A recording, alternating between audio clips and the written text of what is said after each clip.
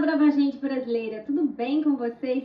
Sejam muito bem-vindos ao meu canal. O meu nome é Josilene Rosa, eu sou advogada de famílias e heranças.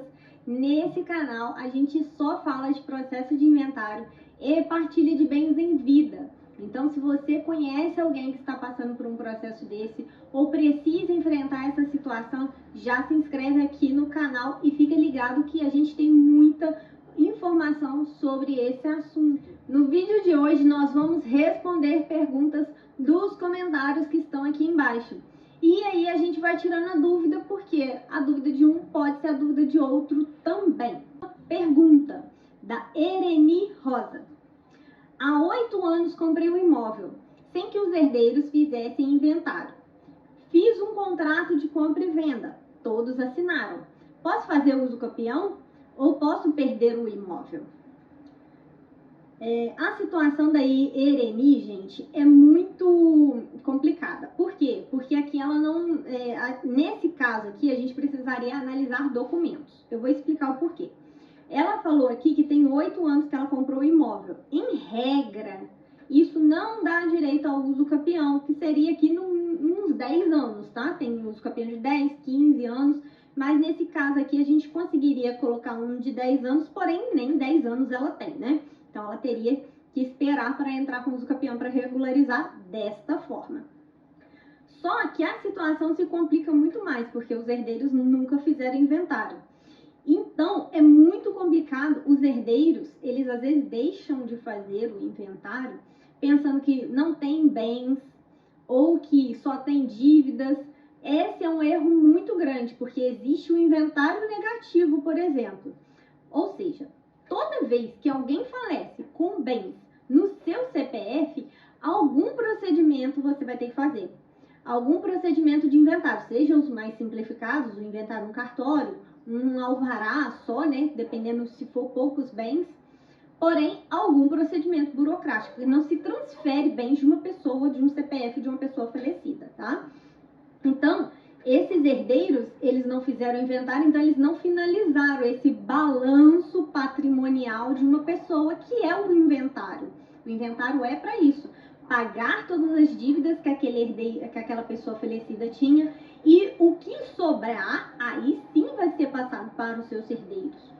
Então, o que acontece? Quando a gente não faz um inventário, a gente deixa essa situação estagnada. Ou seja, se tiver alguma cobrança, alguma coisa assim, pode sim alcançar os herdeiros. Eu tenho caso aqui no escritório de defesa de herdeiro que não fez o inventário, que achou que não tinha nada e agora está sendo cobrado de dívidas. Como ele tem empresa, essa situação se complica. Por quê? Porque alcançaram eles ali, até ele provar, a gente vai conseguir provar, mas até ele provar, olha, ele está gastando com um advogado, ele está gastando um tempo com processo, custas e tudo isso para se defender de uma coisa, porque ele não fez o inventário negativo lá atrás, tá?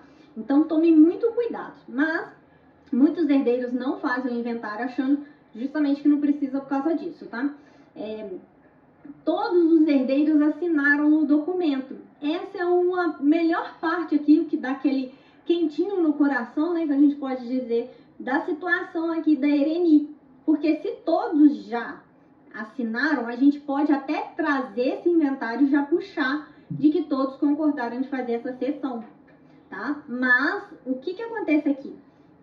Vocês perceberam que eu falei nomes diferentes, né? Como se fosse uma sessão, mas é um contrato de compra e venda. O que acontece? Nessa situação da Ereni aqui, a gente precisa analisar os documentos para ver no nome de quem que está esse contrato.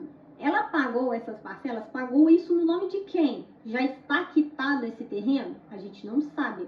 Então isso a gente só vai analisar até lá para ação de uso capião com os documentos em mãos. Vocês precisam entender que ficar às vezes aqui na internet procurando informação sem levar os seus documentos para um advogado especialista ver e falar com vocês, realmente isso aqui não dá, isso aqui dá, é muito complicado. Por quê? Porque a pessoa não está com os documentos, né?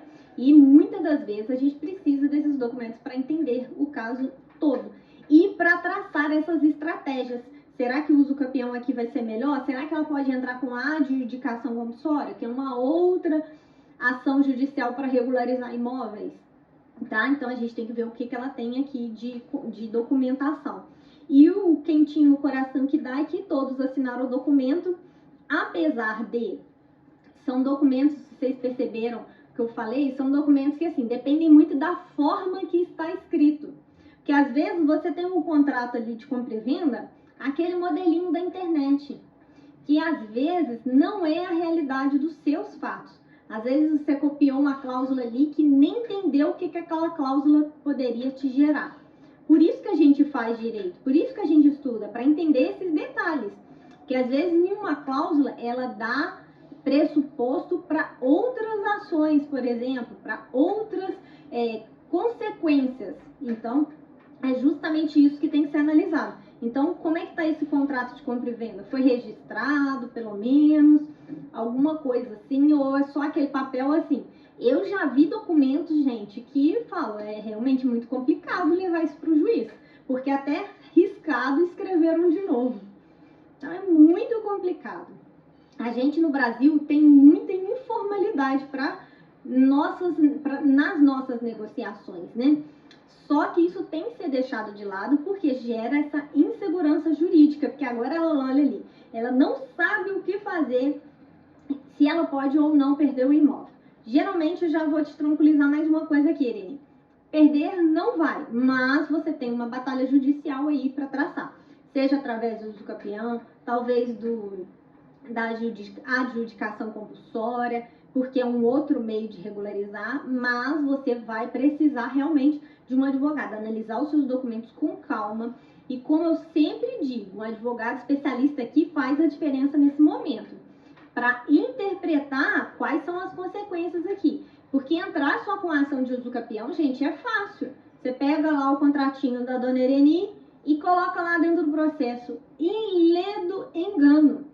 Lê do engano, porque pode ser que ela fique 8, 10 anos, que é um tempo aí de um uso capião, às vezes, e não consiga o objetivo que ela quer. Muitas vezes, né, a gente ouve aqueles relatos de pessoas que faleceram e não conseguiram resolver o processo de inventário justamente por causa disso, ou de uso capião.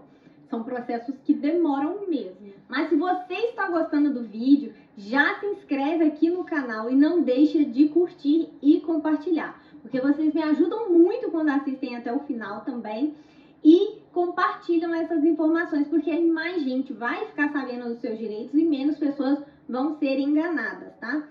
Mas ressaltando, isso só uma pessoa que realmente trabalha com isso que vai poder orientar vocês da melhor maneira. Porque muitas vezes você pega ali um advogado que fala uma coisa, mas ele não tem muita certeza porque ele não é exatamente da área, tá bom? Eu quero convidar vocês para as minhas outras redes sociais também. Meu Instagram vou deixar aqui embaixo. Eu espero que vocês passem por lá, conheçam um pouco mais sobre mim, sobre a minha rotina de advogada. E eu espero que esse vídeo tenha sido útil. Curta, compartilhe, deixe aqui embaixo os seus comentários se vocês têm dúvidas para próximos vídeos, né? Quem sabe a sua dúvida apareça por aqui. Um grande abraço para vocês, um bom final de semana. O vídeo fica por aqui, tchau!